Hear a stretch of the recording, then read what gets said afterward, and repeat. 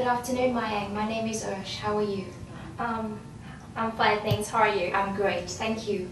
We're going to start part 1. I'd like to begin by asking you about your hometown.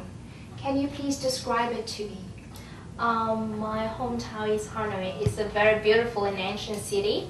I think, as you can see, Hanoi is a city with many lakes, streets, and beautiful scenery. I think everyone who comes to Hanoi will absolutely love it. Fantastic. And what kind of work do people do in Hanoi?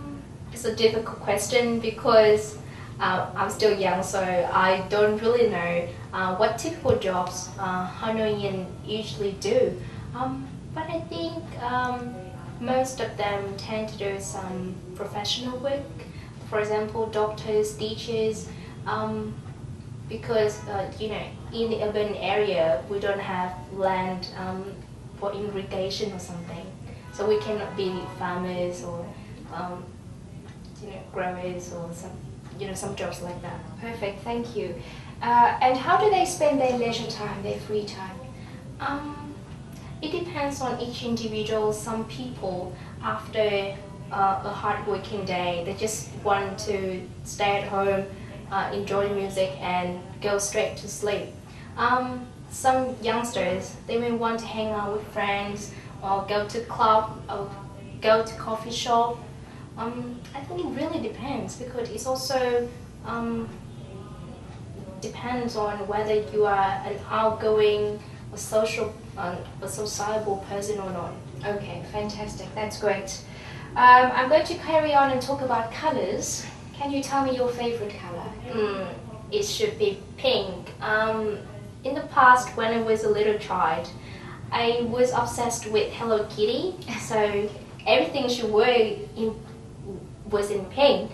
And at the first time, I remember when I was in year 4 or 5, all my clothes were in pink, and I absolutely love it, even until now. Okay, fantastic. And are there any colors which have a special meaning in your country?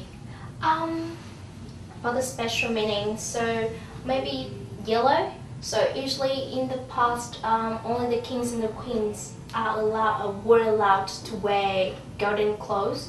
So it represented the royal family, or the golden color, or maybe red. It represents the luck. So if you want to do something important, for example, going to take an exam, you should wear a red shirt, in order to bring you some luck. Okay, great. We're going to move on to part 2. I'm going to give you some paper just to spend a minute planning your subject, and you're going to describe a travel experience that you have had. You can choose something local or international. Yep. And here is the question that I want you to look at, and you have 1 minute to think about your answer. Could you describe a travel experience that you've had?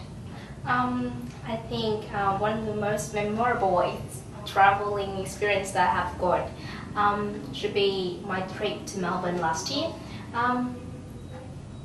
And I went there by public transport, by train actually, and it was an absolutely long trip. It took me 12 hours to get there, and I was exhausted when just arriving at the Melbourne train station.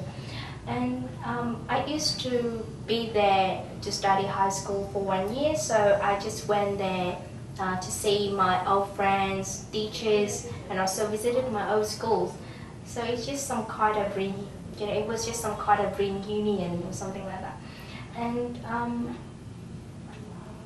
as I have to say, honestly, my experience when first time getting off the train was not so good because it was raining, freezing at that time, and I didn't have any chance to have a look around to see how the scenery was.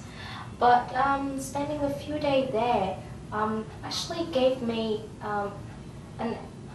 some sort of tranquil time, because Melbourne is a very peaceful, to some extent a little bit quieter place compared to Sydney, where I am living. And I think the general experience is very good. One more reason that I love Melbourne is it has a very cool, some sort of tropical climate. So the weather there is pretty much similar to Vietnam, where I was born. Could you comment on the hotel accommodation that you used and also the culture and nightlife in that city? I think because I didn't have to go to a hotel to stay, because I could stay at the boarding house. So honestly, I didn't have any experience staying at a hotel in Melbourne. But the nightlife, as I've said before, Melbourne is quite a quiet city. So if you want to enjoy the nightlife in Melbourne, the only way you can do that is go to the city center. And because my school is located in the suburb, so yeah, it's pretty much quiet at night. Fantastic, thank you. Thank you. Right, let's move on to part 3. We're going to speak more about traveling. I want you to compare the kinds of travel destinations that tourists visit in Vietnam, comparing the local tourists with international tourists. I think for a local tourist, because we are pretty much familiar with Vietnamese culture, so they don't pay much attention on the ancient attractions. They tend to go to the beach or go to the mountain to enjoy the very nice weather. But for the international tourists, especially the one who are from Western countries, they love to explore the Vietnamese culture, so they prefer to go some very old and ancient cities like Hue Cathedral in the middle of Vietnam or Hanoi. Okay, Mai Anh, can you tell me how important is tourism to your country? I think tourism is actually a growing industry in Vietnam, and and there are more and more international tourists coming to my country.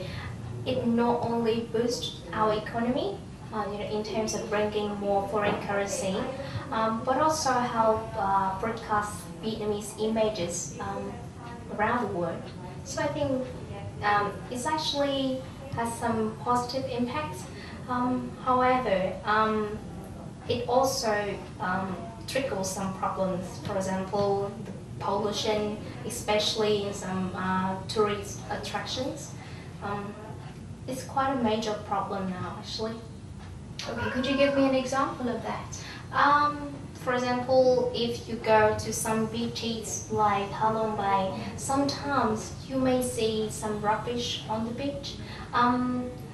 We have, the authorities also ask the local residents to clean the beach, but sometimes they are too busy with their business, so they cannot take care of the whole area, and the pollution happens quite regularly. Fantastic, thank you very much.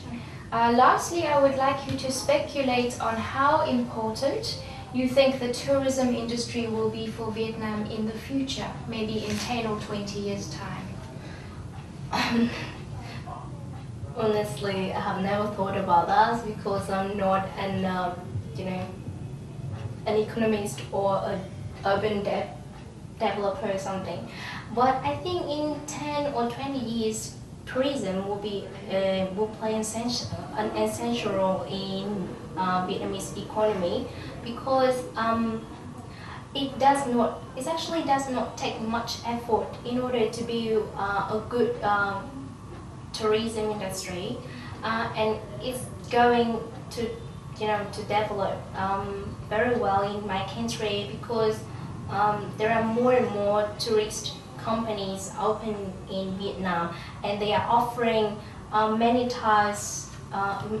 different types of both local and international tours. So I think there will be more people attracted to my country. Great. And it will develop very strong. I certainly hope so. Great. It was lovely speaking to you. Thank you. Me too. Thank you.